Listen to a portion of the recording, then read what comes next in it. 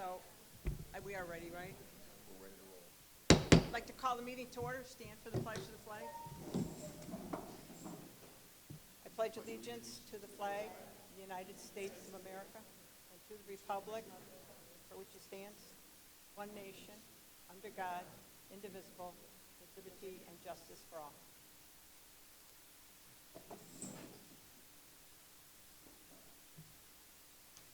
Okay, since we've already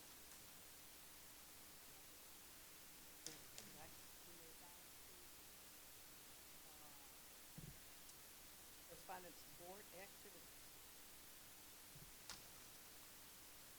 So this is where we all get to talk about the convention. So who'd like to start? I'll jump in. All right, I'll start. Or maybe not. I love going to the convention, a lot of variety this year. I think the selection was better than last year, but you can definitely tell the trends. I think the first year I attended, there was a lot of focus on the mental wellness. Last year, it was on the school security. This year's on the inclusivity, diversity type workshops. Went to a variety. One was organizational transformation related to inclusivity.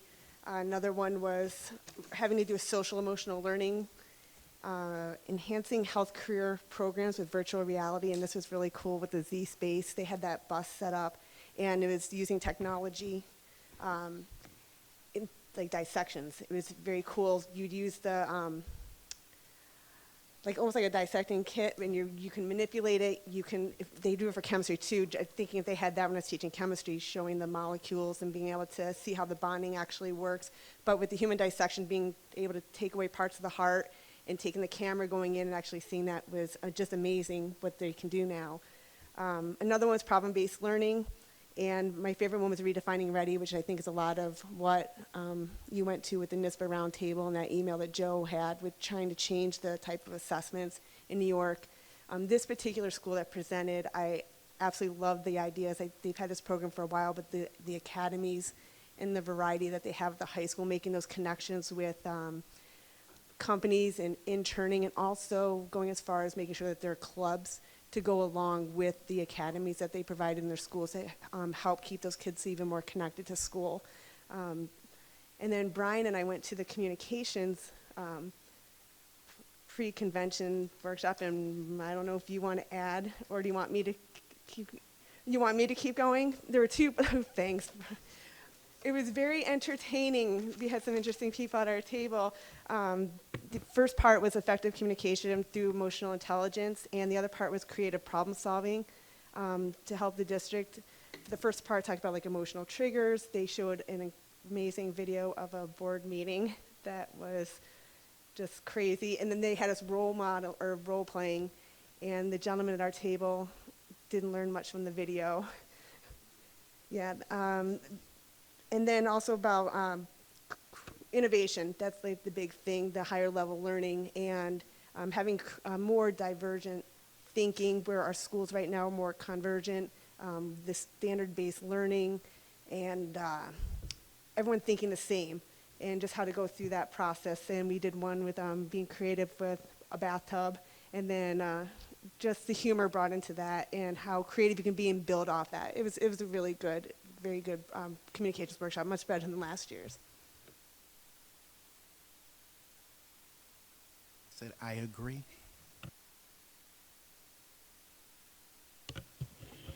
I could just talk about the panel you and I went to with the NISBA board members and the interim commissioner that won't be there too much longer.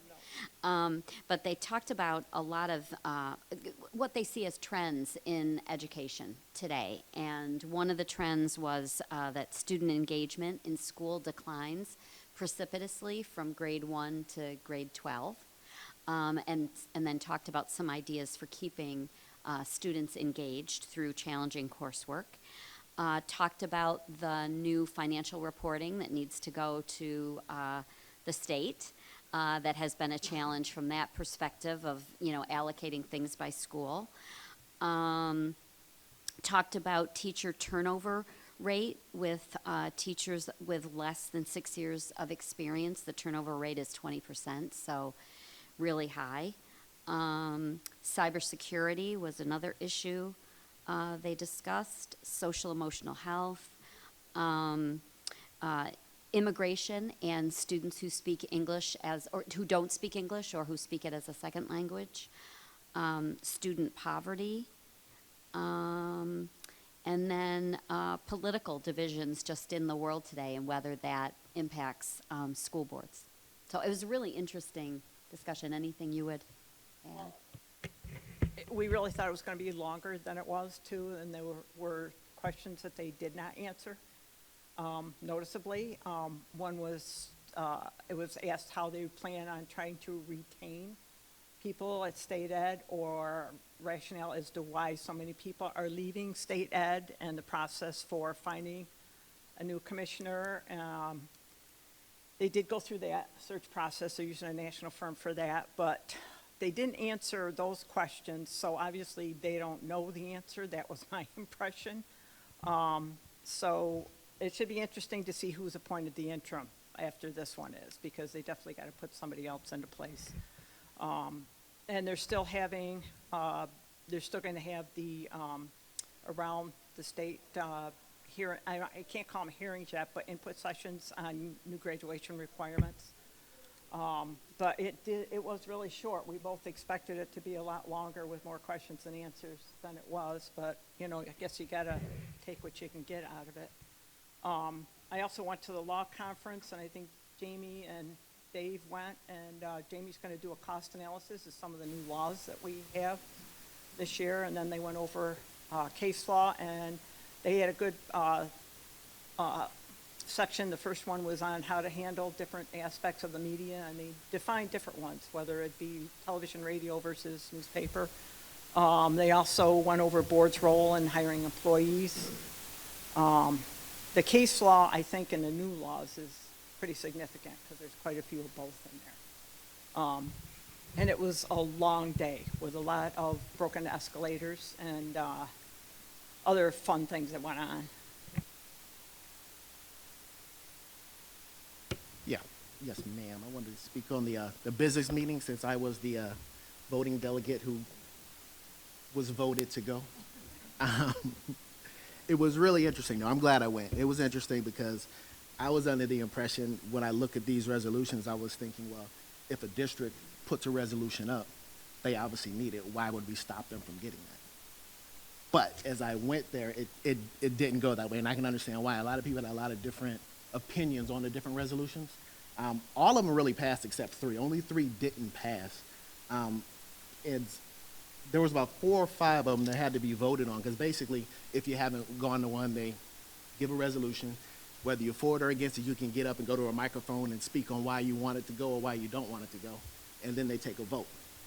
Everybody raise their hand. If he can't determine who wins, then it goes down to an individual vote to see who actually, it was going to be yes or no.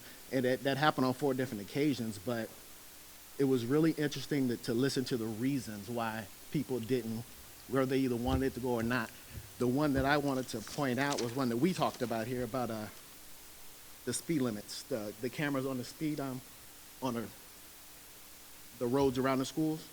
And the reasons that got me is something that I didn't think about. It did pass. It passed 156 to 99. But the reasons against it were, one of them was because it would create revenue for the city or the county, but it would get nothing to the schools. So that was one of the big reasons. And another one was the fact that it was jurisdictional problems, because it could be in this city, but also in this county, also in the state, or who's going to actually do the policing of it. So that was the other reason. But that was one of the ones that really stuck out to me. But I liked going to the meeting itself, and I think anybody who hasn't gone should try.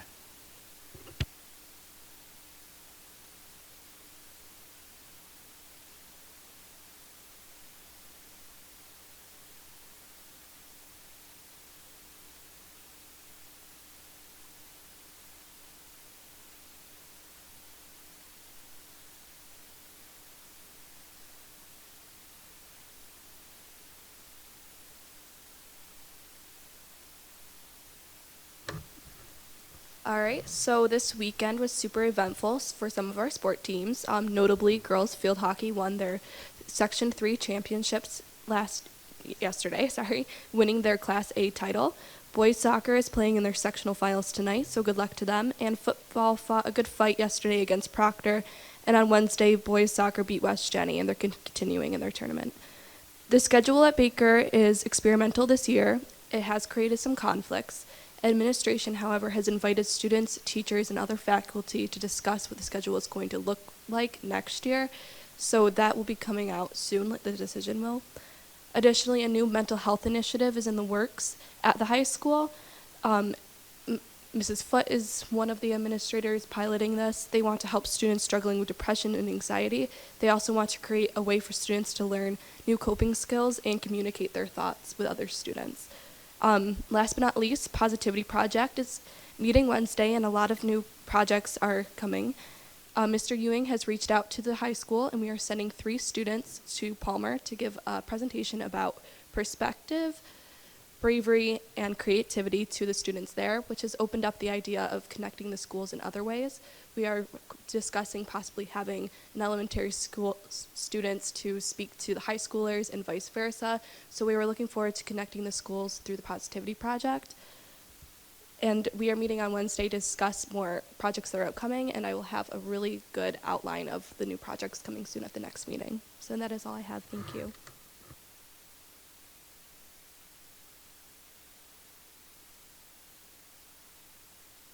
There were no requests to speak.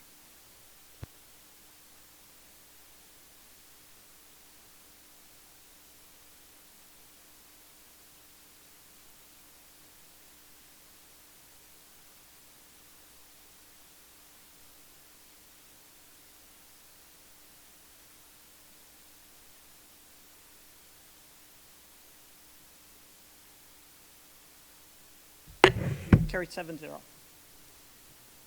Leadership report. Okay, so we're gonna start with our strategic plan updates, and why don't we start with Dergy, since they have to get up earlier. I'm sorry, Eldon. Dergy has to go first. I still love Eldon. I'm biased. That's where my girls went. You guys are rock stars, but these guys have to be up a half hour earlier.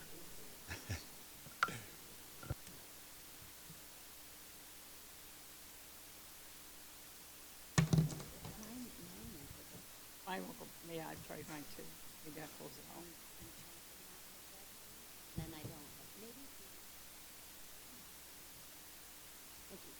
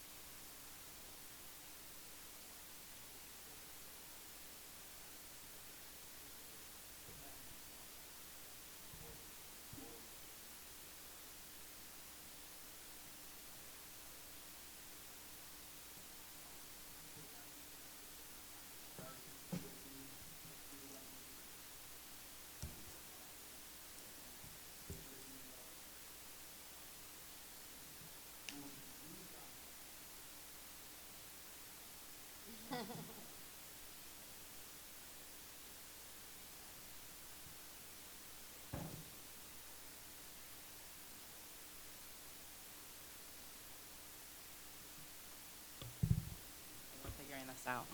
Okay. So the first goal that we have aligns with the district goal of achieving education excellence and high levels of learning for all. In particular, we're focusing on the improvement in personal challenge and growth for students and staff. And as a building, we decided that our goal was going to be for students to develop a foundation of core academic skills and recognize the transfer of those skills across the content areas. When we talked about what we wanted this goal to be, our whys were really that there's so many skills that students have across all content areas, and they're the same skills that are applicable in multiple classrooms, but there's teachers that teach the skills with different approaches, different acronyms, different names for things, and we don't think that students are really seeing the transfer of those skills from one classroom to the other. So we felt that if they're not really understanding that those skills transfer, then there's not a lot of remembering behind those skills from, not even one day to the next, but one classroom to the next. And so we're hoping to bridge that gap a little bit with this goal. So some of the things that we're going to do, because this is a brand new goal, is start with our staff, and within departments, we're going to try to identify what some of those core skills are that we want to focus on.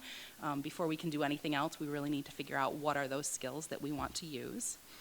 And then once we've figured those skills out, we want to survey the students in some way. We don't think that the skills are transferring, but we're not entirely sure that they're either not transferring at all or how much they are.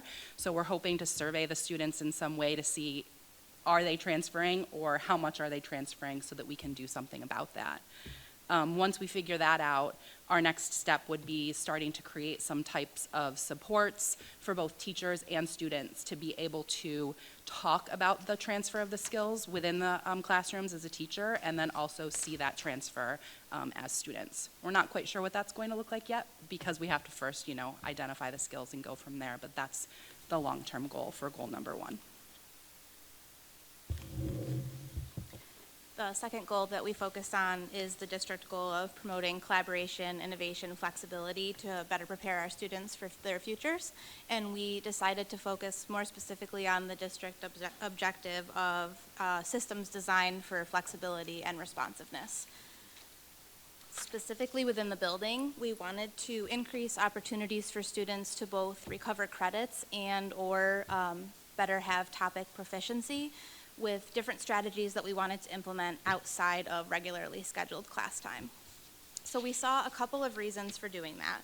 One of which is that we saw some successes from some of the things that we put into action last year. So one of those things was we offered an algebra credit recovery after school. So students that were unsuccessful during the marking periods in the classroom were able to recover that credit in an after-school setting.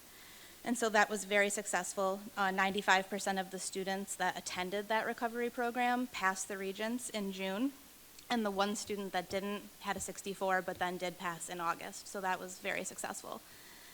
We also had success with students coming to pre-algebra, algebra, and geometry support during their link period. That was very popular with students.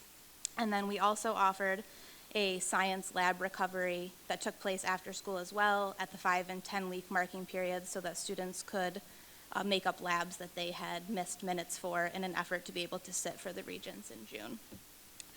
Last year we had 124 students that attended that opportunity. So we also wanted to figure out where could we improve on some of those actions from last year, and we noticed that even with the efforts that we put into place with the labs, there were still 20 students that were lab ineligible and weren't able to take the Regents in June. So we wanted to see how we could better implement that strategy to help more students.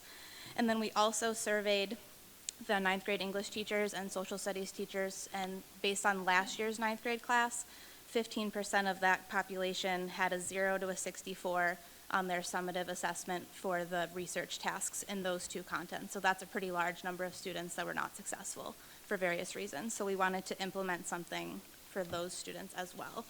So some of our action steps include continuing with the algebra success that we had. And then in terms of improving the science opportunity, now instead of meeting after school at the 5 and 10 week mark, it's a daily opportunity during their link time. So it's real-time credit recovery. So not only are they getting their lab minutes, but they're also improving their quarterly average because the labs are still current. And so that's also happening during the school day, which has been a lot easier for many students to attend. So as of the end of September, when we put together these slides, we had 91 visits to that opportunity. As of today, we're up to 214. So that's, almost double the total number of students that went last year as a whole, and we're only at, the beginning of November. So that was very positive. And then we are also looking into trying to transfer those opportunities into the English and the social studies concern as well. So we are going to attempt to pilot a 9th grade writing lab during those research units and have an opportunity where during, the speech for global and the research paper for English, students would be able to visit a writing lab, kind of like office hours in college, that type of setting, where the teachers would be available to work with students on the skills that they would need for those research topics and tasks, and better help them feel like they can, attain proficiency and or mastery on those topics instead of having the large number get 0 to a 64. And then if that's successful, we'll work on how can we then turnkey that into something that's more consistent throughout the year and not just during those major units. And for our third district goal, the district goal is to ensure equal access and opportunity and choice for all. The district objective is that core experiences identified and provided for all K through 12 students with flexibility in the system to maximize opportunities for all students. So our building goal for this goal number 3 is to increase awareness and opportunity to core experiences outside of the classroom. The reasons why we wanted to focus on core experiences outside of the classroom is that we feel students need to be connected to the school in other areas than academics. We would like Durga to feel more like a community. That many students are unaware of the opportunities that are provided outside of the classroom, and to provide students with an awareness and an opportunity to experience activities that promote inclusivity and diversity. So our action steps for this goal are to highlight opportunities for students outside of the classroom. We, over the summer, came up with the idea of having an activity fair. And so we kind of did a soft rollout already. The first week of school, we had students be able to come outside of the cafeteria. We had all the clubs listed on tables. They could sign up for things that they were interested for. We had kind of an overview. We had over 200 students show interest in joining a club or an activity. Since it was so popular, we then had it out again at open house so the parents could preview the activities, and that was a big success. We had a lot of positive feedback from parents on that.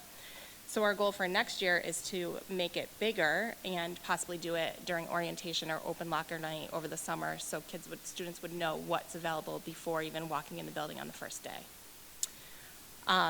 Along with that, we are having a Durga Wellness Day on November 14th. Students will be allowed to go through multiple activities for mental health, physical health, all different kinds of wellness. Our second action step is to expose students to enrichment activities outside of the classroom.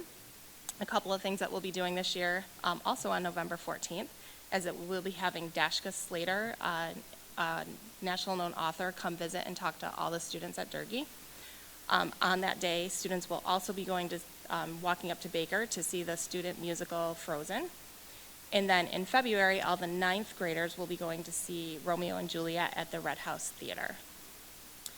And our third bullet is professional development for staff.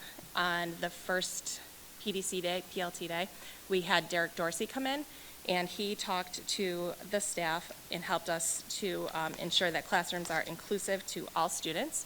And this is something that we'll be working on all year with different activities for staff to continue with.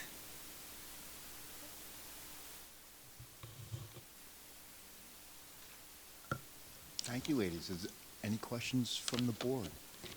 I just want to say, I think the goals you selected or the specific activities you selected really get at the heart of each one of the goals. I think they seem like really important things to work on, especially at this level. So thank you for putting so much thought into, what you're going to do this year.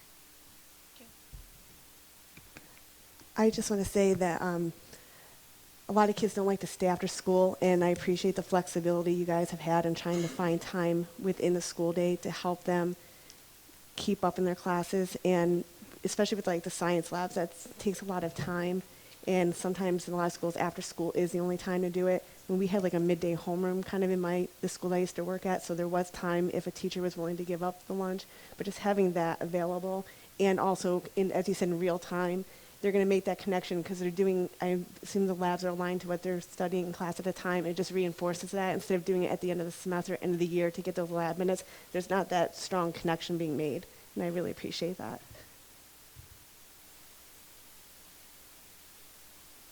Okay, thank you. Great job, Dergi. You guys are awesome. Thank you. Okay. Okay, Eldon, you're up.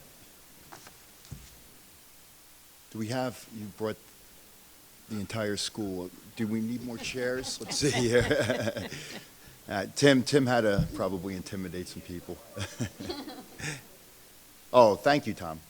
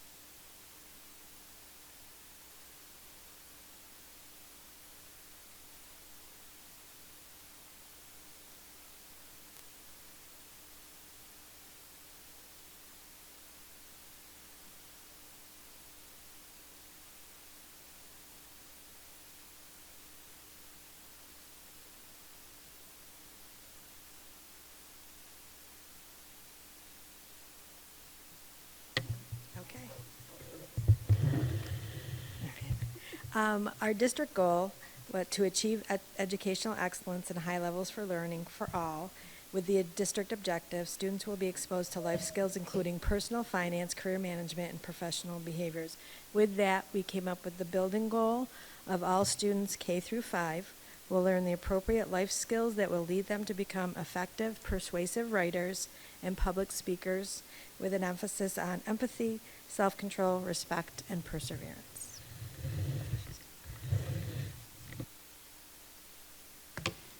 So we came up with some actions and strategies to implement that goal. The first thing we did is we thought about our academics and what we're doing that we can connect to life skills. And we thought about our persuasive writing unit and how students are encouraged in that unit to use writing as a way to make an argument and to present their case, to learn how to agree respectfully and disagree respectfully.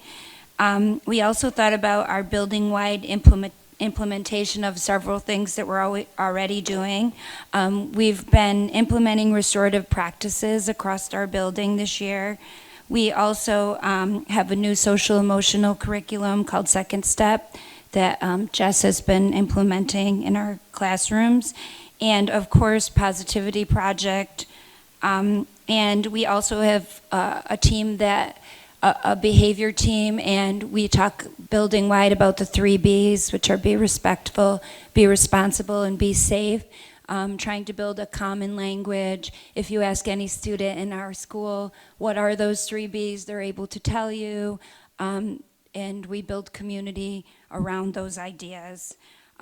This year we have something called check-in, check-out intervention. It's a tier 2 intervention. With students who have been identified as a team. And it gives students a chance to check in with someone in the building in the morning and to check out with that same person, someone outside of their classroom, as a way to have a positive start and a positive end to their day. Some of the assessments that we would use, we have a persuasive unit on-demand pre- and post-assessment. We also have a grades 3 through 5 public speaking rubric. This year we've also implemented a positivity project, pre- and post-assessment, grades 3 through 5, to make sure that students are really getting something from the instruction we've been doing around character strengths to make sure that students are using that. And we also have our grades K through 5 BIMIS benchmark data, which is a social emotional rating that we use. Some justification behind our new goal. Lisa touched on the academics, but another piece of us selecting a goal that involves communication and social skills is our BIMIS data.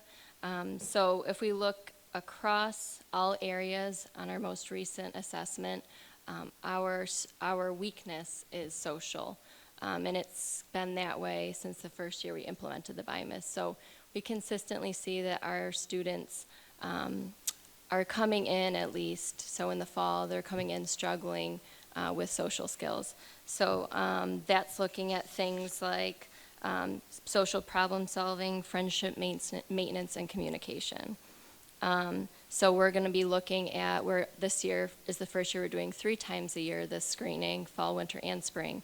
So we'll be looking and trying to see some progress in growing the green in that area. Although we do have a new goal that we're excited about, we're also going to keep moving forward with the 3 previous goals that we set. So they're still relevant and still in progress. And so we're at our first goal last year that we implemented was related to reading and increasing the number of students at benchmark based on the Ames Web assessments, K1, and the STAR assessments, 2 through 5. We also are continuing with our positivity project goal that all staff and students have access to and participate in those lessons daily. And then we also are looking to continue to create and maintain relationships with community and partnerships within the community. So we're going to touch on each of those goals and how we're continuing to implement different strategies and monitor our progress towards those goals. Related to reading, last year we focused on the benchmark, so the district benchmark, and this year we're focusing on the state benchmark, so that's kind of raising the bar. So we're still looking for growth, the same growth we were last year, but state benchmarks are determined by STAR linking the assessment to tests scaled scores. So when we look at our data, fewer kids are at benchmark based on those standards, but we still want to see the same amount of growth. So for example, a grade 5 standard score based on the state cutoff is 550, while the district cutoff was 525. So we're just raising the bar and hoping to challenge our students and ourselves as educators.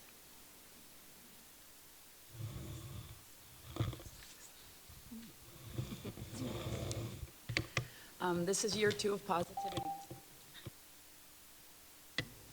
This is year 2 of positivity project for us. We thought we would begin the year by doing a survey with the students to kind of examine where their understanding is to this point. And we did that with all 3rd through 5th graders. We had this really great slide that showed you all the wonderful, wonderful questions and how the kids did. But the first 4 questions really just reflected the students' what they currently know about the Positivity Project. It asked things like, how much do you already know about the Positivity Project? And which 80% said they knew a lot.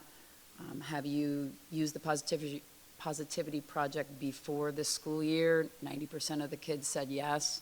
And we do get kids that come in from other buildings and other school districts that don't use it yet. How many character strengths are there? And about 70% of the kids were able to say 24, which is great. And the next question had something to do with which one is not a description of a character strength, and there were a couple scenarios in which there were character strengths, and one was more of a negative character trait, and then about over 90% of the kids were able to pick that out. Questions 5 and 6 were a little deeper. It dug more into the understanding and connection that kids have with what they're learning about the Positivity Project, and the kids' perceptions and how it impacts their world at school. And it was do you see your classroom as very positive, and do you see our school as very positive? And unfortunately, our results were not exactly where we would have liked them to be. They were right around 40% said yes. in our defense, we did give them a choice of yes, sometimes, and no. And we had very few no's, a lot of sometimes. And I think, we all can recognize that kids, when they're not sure, will take that middle road. And they might not have really fully understood what the question was asking them, but irregardless, we need to work on that, and that is something we're going to continue to try to promote, that positive atmosphere for all of our students. And we'll be giving this survey out again to the same group of kids, and our goal is to see, that there's some improvement in their understanding and their perceptions about their school and their surroundings.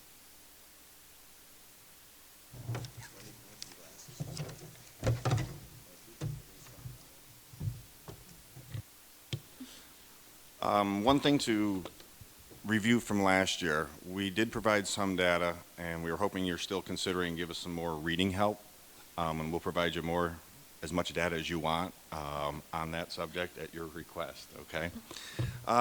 What I get to present is the discipline data. Last year, we had 704 referrals, and I don't know how Laura, Jess, or Tom got anything done, because this year I think we've had 70 some odd, and I'm running ragged. How they got anything done is beyond me. We're trying to reduce the amount of classroom referrals. Last year we had, in September, 20 out of 44 were classroom referrals, so that's 46%. In October, 28 out of 95 were classroom referrals, so that's 30%. So this year, comparing that, September 2019, 10 total less referrals than in September. So we're down to 34 as opposed to 44 last year, and 6 out of 34, or only 18%, were in the classroom. The rest were buses, playground, almost everywhere but the classroom. In October, we had, last year was 95, this year was 43, so we're way down. There were 52 less total referrals. 12 out of 43 were classroom referrals, or 28%. So we're headed in the right direction for a whole lot of reasons, and I think you're going to see big improvement there as well.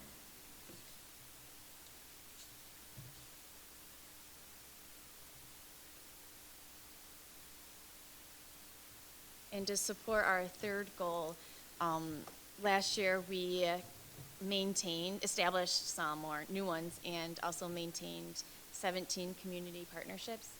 This year we have added on McMahon Ryan Center. They're going to be coming into our 2nd and 4th grade classrooms and talking about, good touch, bad touch, bullying, domestic violence, and safety issues. And we're going to hopefully continue to grow with that.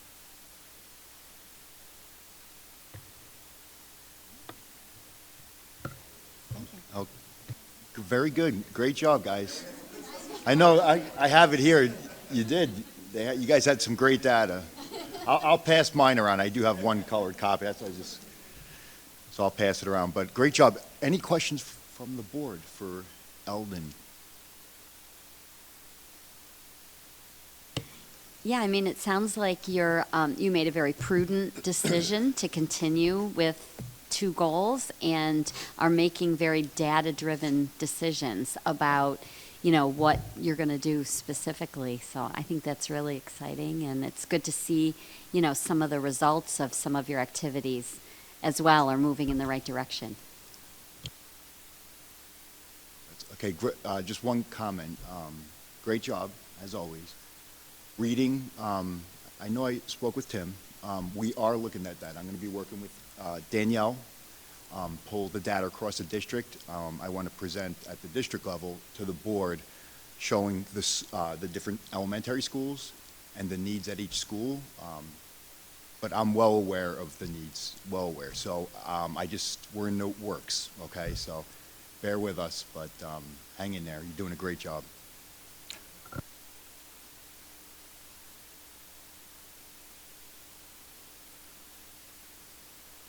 Okay, so next, I asked Dave if he could just do a real brief, there's still a lot of work to be done, but our mental, I'm looking at the wrong thing here. I'm sorry, guys.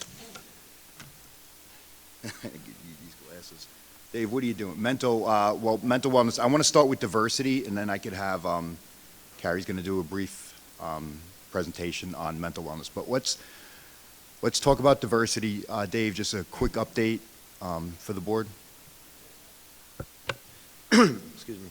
Yeah, definitely. You know, just to kind of get started, this is a work in progress. We really have just begun the work as a committee with the plan of, by mid-year, really having some goals together that we can deliver to the board, and then really taking some action steps to supporting those goals. And I would just like to say, to get started, that, when Matt came to me and he first started talking about putting together a committee for diversity, and he asked me to oversee it, I was a little concerned because I have no idea what I'm going to do. But we worked really hard, and we got, we'll talk a little bit about some of the things we've done, but after going to the first meeting and then the second meeting and now the third meeting, I'm just very excited on the direction the district's heading and this committee is heading, just from the conversations, and I think we're going to do some great things as a school district and community. So with that, I'll kind of just get started on a quick, brief presentation. Again, really what we've done here is, the committee includes, just so everyone's aware, we tried to get stakeholders from everywhere. So the staff, students, board members, community members, just really tried to get a broad base of people that could contribute. And that's been amazing, having such a broad base of people, because I can tell you the students, for example, are just amazing on what they've been bringing to the the committee. We brought in Derek Dorsey. Derek is facilitating the committee for us, and he was previously with Community-Wide Dialogue. I think the Durkee group just brought him up recently because they had also just had him come in, and I'll touch on that in a little bit. And he's doing an excellent job, I think, bringing the group together and having starting some great conversations. Like I alluded to, we've had 3 meetings so far, including just an introduction meeting to get the committee moving. Our next meeting will be held on November 19th. And at that meeting, we actually have some homework to bring forward, and I know there's a lot of board members that are on it, and that homework really is to bring some goals back from the different areas that we're working towards, and how we're going to bring diversity and inclusion for everybody, at the district level, through policy change, things like that, through the classroom level of putting things and implementing things in the classroom, and what we can do for the community and so on. The intent, again, of the committee is to bring those, to develop some action plans and some goals and bring that to the board by January of 2020 to present that and then start making some moves forward. Just to kind of give a brief overview of what the committee's been working on, we've been having discussions around unconscious bias, equity and equality, identity. What does inclusion mean? What does inclusion look like? What is the best thing about Baldwinsville Central School District? So really take, what we do already and what the strengths here are. How do we celebrate diversity as a district? And what gets in the way of diversity, having a more diverse and supporting that in our community. And then just a brief overview of, I just wanted to kind of put this slide together to show that what we're doing in the diversity committee already aligns with what our values are as a district. We already have our student achievement goals, that are related, what our beliefs are as a district related to what we're already working on in the district. So I think that's huge, that we already have these values as a district, and now we're putting some things together to move in. And just to touch on, go back to Derek Dorsey, Derek had come in and worked with TJ and the Durkee staff recently. TJ put some stuff together because he's been working with Community-Wide Dialogue and working with Derek, and Derek had volunteered that time coming to Durkee and had put on a presentation for the staff there really around what inclusion means and what does inclusion look like for everyone. And I think from the feedback I've heard from TJ and the staff in that building is it was an excellent time, and really had some good conversations come out of that. And now we're looking to implement that at the high school as well. I'm working with Chris Denton and Derek Dorsey on putting some of that together. Are there any questions? So just a comment. Thank you, Dave. When I started looking at this, like with mental wellness, with Carrie coming up, committee has grown. It's become an amazing thing. I don't even know how to say it. It's just unbelievable because we have the buy-in from all constituents. I want to do the same thing with diversity, and we start with the school, but we have community members, we have board members, we have kids, we have administrators, teachers. It's not, we can't just do it in the school district. You guys hear me say all the time that the cornerstone of any community really is a school district. So if we can get it up and running, I always start with the kids, but this is something that I wanted, whatever we do, whatever the committee comes up with, we have to start to bring it out to the community. So you'll see, well, I'll follow their lead, but I know talking with Derek Dorsey, and he understands what my vision is, that, long-term, but we have to educate our staff, our kids, and our community. It can't just be the kids. It'll never work. I think it has to change across the entire community. So this is going to be something that's not going to happen by the end of the school year, but slow and steady, at least we're starting, and I'm very excited. I stopped in for a little while and I heard some of the student comments, and it was absolutely amazing, amazing. So keep it up. I'm excited to hear the presentation in January. Okay, was there any other comments? Okay, so Carrie, you want to do a quick update on mental wellness? All right, I love when the kids come. This will be the best presentation yet. I know it.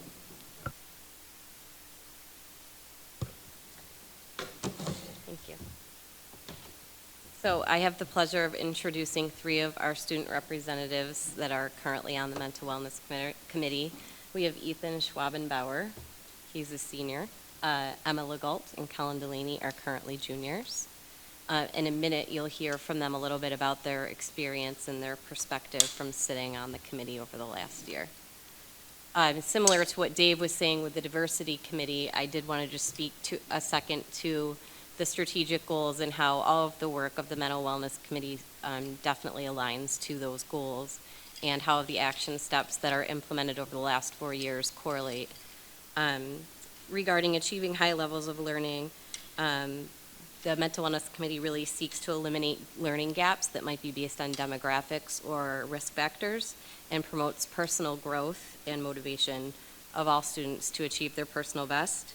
Promoting collaboration, innovation, and flexibility, the Mental Wellness Committee promotes strong connections between community and schools, as well as problem solving of students throughout the student body.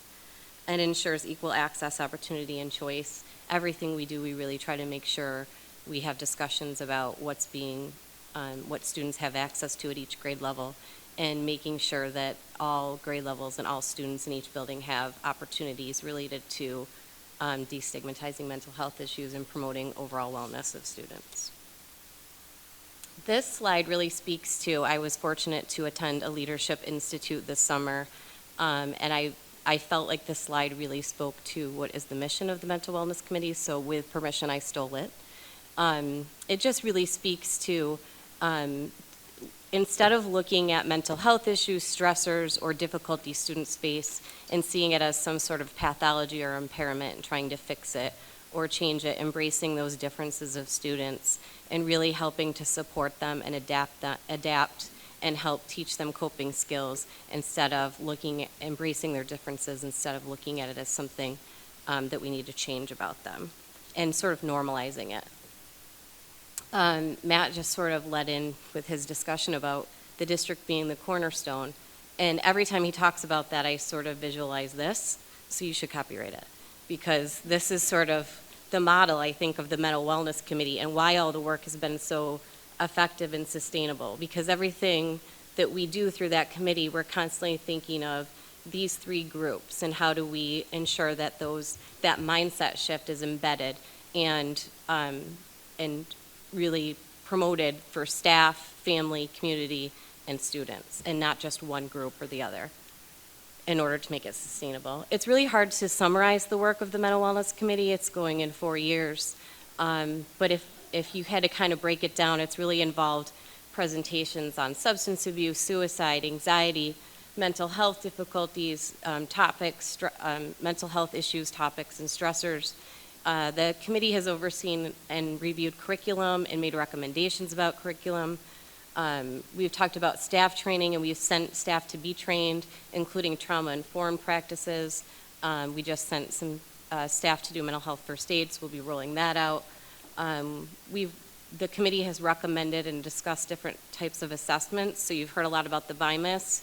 That's expanded through the work of the Mental Wellness Committee over the last 4 years. We're now K6. And Columbia Suicide and Severity Rating Scale was reviewed by the committee last spring. We just trained all of our support staff in using that tool, again, through the work of the Mental Wellness Committee. The committee has overseen and made recommendations to policies, and more recently, and I think a big game changer for the committee, has been the addition of student representatives. We now have 2 students per grade from grades 8 through 12, and their input really has shifted our thinking a little bit. I'm going to start with Colin. So obviously it's very important to have student representatives on the mental health committee. The first reason is students offer perspective that's kind of unseen by adults. Like, they experience the mental health problems firsthand and they know what it's all about. The teachers and some of the other adults may not know about that. And another thing is, one of the main things that we're trying to work on is it's so often that there's a presentation and then it's never talked about before, like or afterwards. There's a presentation about mental health strategies, and then it's never talked about afterwards. What we're trying to do is we're going to make it through possibly student-led presentations or other techniques. We're going to try to keep those lessons prevalent throughout school and throughout the student body, just so we can make sure that the coping tactics and everything else stay intact with all the students who need the help. Branching off of this idea, we were thinking about student-led presentations to the staff about mental health problems that, again, they might not see, and perhaps tactics about like how they could deal with these mental health problems and what's the correct way to approach it and everything. And the last and most important piece is that we represent the student body, their ideas, their experiences, and what they want. So that's why it's very important to have student representatives on the Mental Wellness Committee.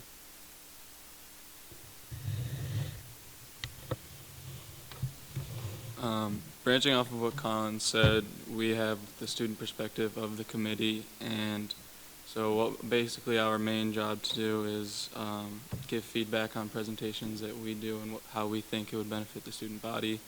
For example, there was a presenter named Dina Axe who had a presentation called Check Your Heart, and we were able to listen and give our thoughts and feedback on whether we thought it would benefit the student body and what their overall reaction would be.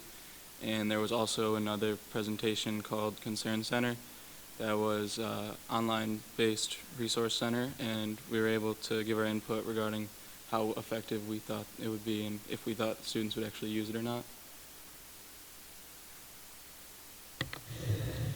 So our 2019 to 2020 goals, the Mental Wellness Committee is working towards decreasing the stigma of mental health issues in the schools, and we hope to bring information on ways to cope with stress and anxiety. And some things we're looking at to do this are ways to support the staff in understanding what anxiety looks like in students, bringing people in to talk about coping mechanisms, expanding the BIMAS and implementing it at a secondary level, and then having a state-recommended climate survey as soon as they have a vendor to support the technology. And some of the things that we've already done is we've started the social-emotional learning benchmarks instructions for K through 5, and then we're also continuing to look at student-led groups at a secondary level, so these conversations can just keep being had like throughout the school year and just keep talking about mental health and keeping it prevalent. And then just to finish up, this slide really kind of speaks to what I think Baldwinsville has been doing under your leadership, and I feel very fortunate to be sitting here representing the committee and talking about, because I think this isn't something everyone's always done, but the Maslow stuff is students having this need to feel like they belong and having their basic needs met, and being safe and having connections to their peers and their teachers. And the instructional stuff, the Bloom stuff, or good instructional practices don't have an impact if students don't feel that way or have their basic needs met. And I think this school district gets that, and through your support, we've been able to really look at the whole child, and that's really appreciated, and we thank you for your leadership on that.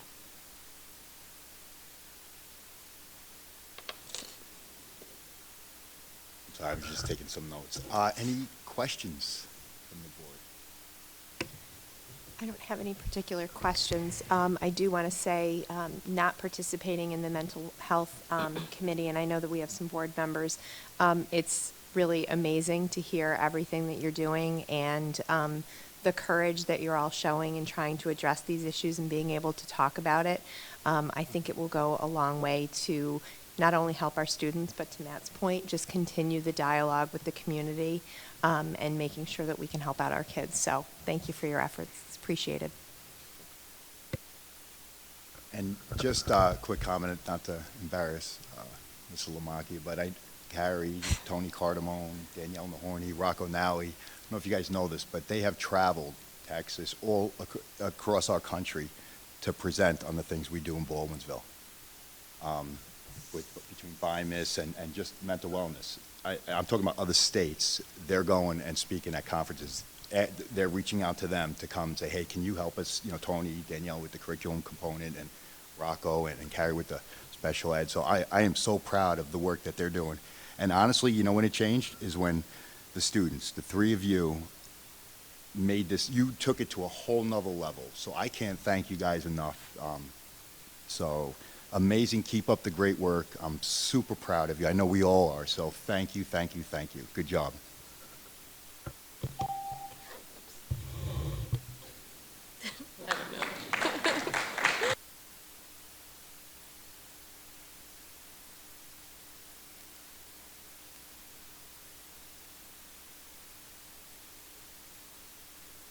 That's all we had for report for leadership tonight. Yep. We'll move on to new business. Resolved that the Board of Education approve the Baldwinsville Central School District Policy Series 3,000, 6,000, 7,000, 8,000, new reviewed, revised, retired pursuant to the attached. Do I have a motion? Matt? Brian? Okay, now discussion. Yes, I had something I wanted to propose. I'm back on the policy 8110, and if you can't open it up because of our Wi-Fi issues, I'll read specifically where my question is. There's a section on curriculum evaluation, and it says the board will direct a continuing evaluation of the curriculum as part of a program of instructional improvement. And then the very next sentence in that same paragraph says, all aspects of the curriculum will be subjected to a searching and critical analysis in an attempt to improve the learning and growth of students. And then the next paragraph says the administrative staff will evaluate the curriculum in a systematic manner involving school personnel and others as appropriate to make periodic recommendations for action by the board. I think back up to the first paragraph where it's talking about the board conducting or directing a continuing evaluation of the curriculum. That second sentence makes it sound like the board is going to conduct the searching and critical analysis of the curriculum. So I'd like to make a motion that we add in there that the searching and critical analysis is done by district administration or whoever is appropriate to evaluate the curriculum, just to further clarify that it is the district administration that will evaluate the curriculum. So that second sentence would now read, all aspects of the curriculum will be subjected to a searching and critical analysis by district administration in an attempt to improve the learning and growth of students. So that's my motion.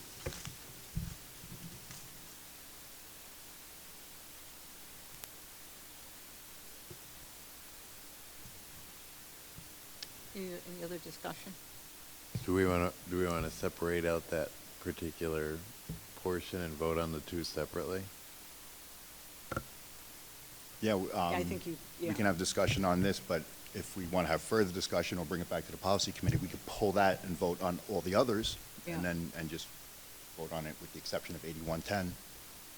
Whatever you all want to do. If you Right. feel like it needs more conversation in the policy, I'm not in the policy committee, so. we can talk about it now, but you know, we can also split those apart by motion, I think, right? Joan, is it easy? I don't know. You've been doing this a long time. Is it easier to keep it together or pull it out, and then what do? Reinsert it after it's discussed more? I guess it's hard not seeing it, just hearing it for me. Yeah, I think. Well, Because we don't have the internet. Yeah, we have a policy committee tomorrow night too. Yeah. So, I think what you can do is make an exception to it. Am I correct, Jamie?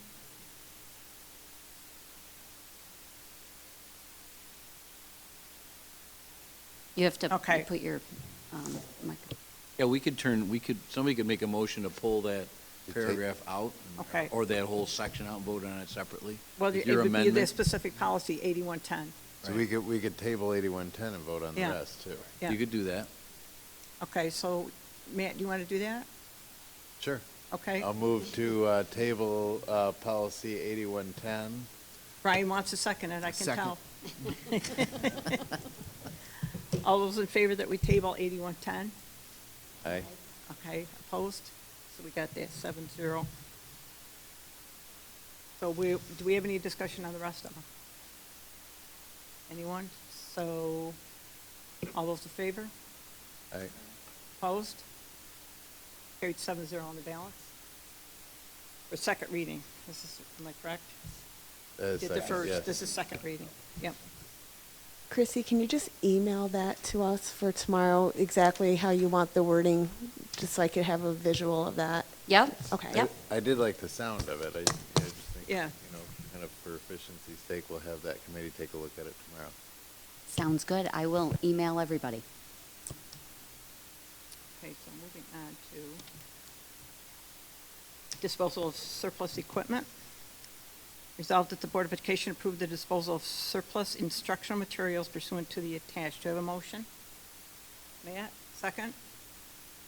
Denise, any questions? All those in favor? Opposed? Carried 7-0. Approval of course revisions or name changes, Baker High School Art Department. Resolved that the Board of Education approve the name change revisions to the following Baker High School Art Department courses for grade level 10 to 12 pursuant to the attached. Matt? Kim, second. Any discussion? All those in favor? Opposed? Carried 7-0.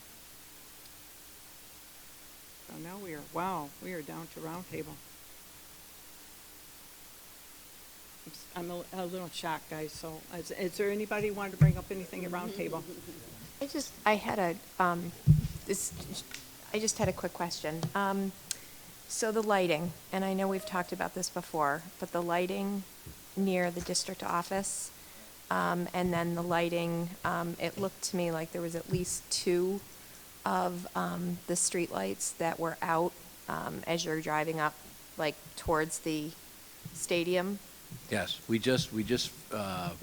finished troubleshooting those today. They have a solution. They should have been fixed tonight. They were Okay. waiting for they were working on it today. They had a Okay. bad line. Now, we have a couple solar lights that were used on the building project of the new transportation center. They were solar on. We kind of strapped them to the poles to provide security at the building. We're looking at taking those 2 lights and putting them on a single pole between where the sidewalk ends and that striped is. We got to put them between the trees so that the sun can shine on them. And we'll have one of those shine each direction on that path that's right next to the road. Okay. Okay, so that's the plan, right? There's no power there. Okay. So that's probably our most immediate solution. But we could probably get that done, late this fall, but if we have to start digging and run power, there's no way we're going to get it done. you know, I know in some of the open houses and some of the other events, it's just very, very dark. And when there's so many students in and out. I'm not disagreeing. We did put the new LED pole across the street just last year at this time in an attempt to, but we still need more light over there by the sidewalk. So you're probably going to see a pole go in between those trees on our side of that fence there next to the neighbor that'll just shine down on the sidewalk. Okay, thank you. All right? Yeah, you're welcome. Anything else? Just, I was thinking after the Funding the Future presentations, that we should probably talk about what the process is from here. I've been working over the weekend and today on coming up with a process, and I'm glad you mentioned it because I was going to jump in. Matt and I talked about it late today. It's a perfect time to do it at the end of the meeting. Is that, you know, we have there's a bunch of things going on. Last week in a Friday letter, I sent a suggested change in the committee that's going to inspect the buildings.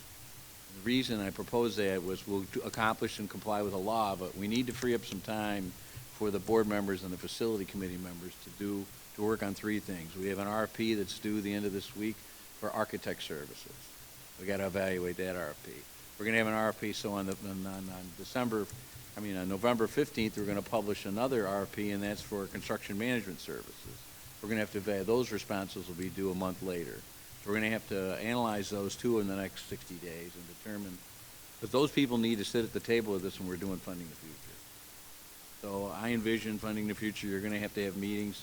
Normally, we only have 4 facility committee meetings a year. We've already had one. We have another one at the beginning of December.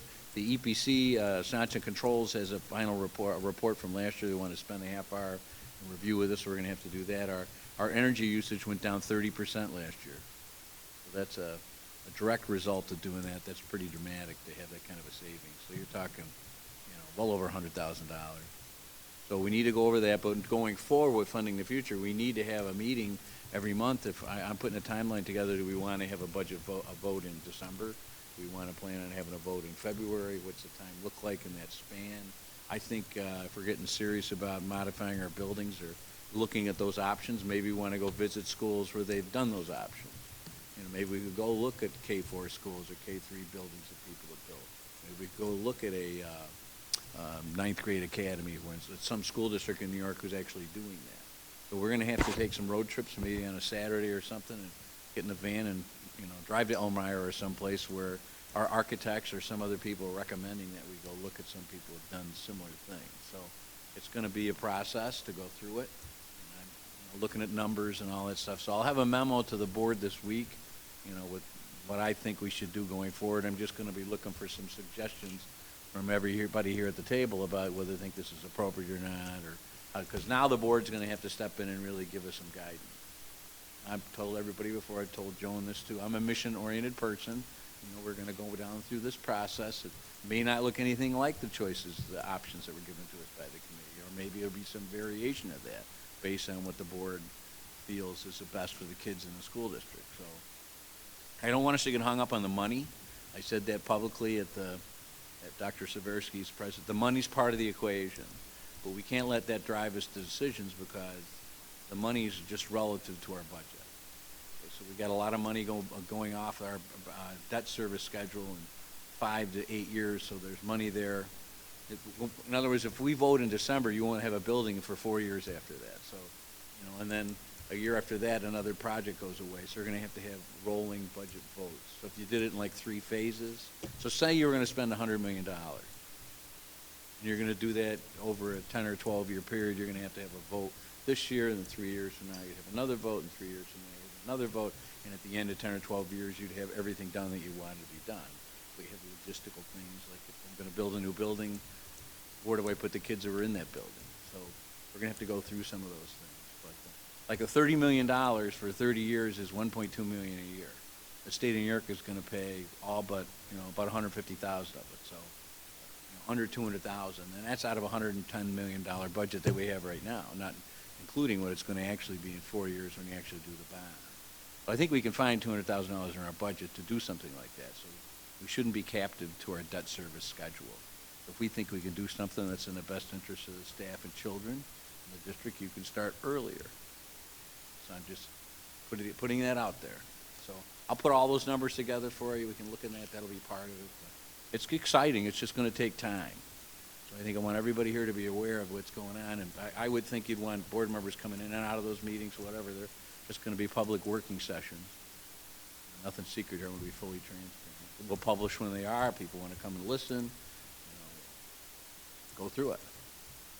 So anyway, that's a long answer to a short question. Just to kind of, so if you send a memo out, or we put it in a Friday letter, Yeah. and just scenarios, timeline, things like that. Does the board, would you like, because the next time we're together is a board meeting, should we put that on for a discussion under my leadership report, the information Jamie provides? So that gives you 2 weeks to kind of mull over it, and then is everybody in agreement that we'll put it on as an agenda item under leadership? Okay. So we can put my memo up or sections of it Yeah, on and the we can screen talk it and have a through public in discussion public. about what everybody here would like to do. And a couple of our board members aren't here. In fairness to them, you probably should all be here. Oh, yeah, well, you want to make sure you don't have 15 items under leadership report either. I don't know what I have on for the next, I set the agenda in the summer. I'll look and maybe we can trade. Because we got it, funding, we have to get, we got to start rolling with it. And we made this So investment. I will figure it out. We'll go through it. Yeah, the We'll community invested cabinet the time, we invested the money. I think we need to continue. Oh, yeah. And there's no doubt about it. I think it's, there interesting ideas were in there. That's why we stayed away, because some stuff came out of the sky.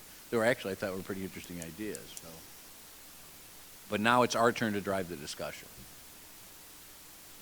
I think it's important, too, to keep that conversation going with the community, just like you do with the transportation center, and getting that conversation out there, and really coming up with a win-win situation with that. I mean, we can continue to do that here.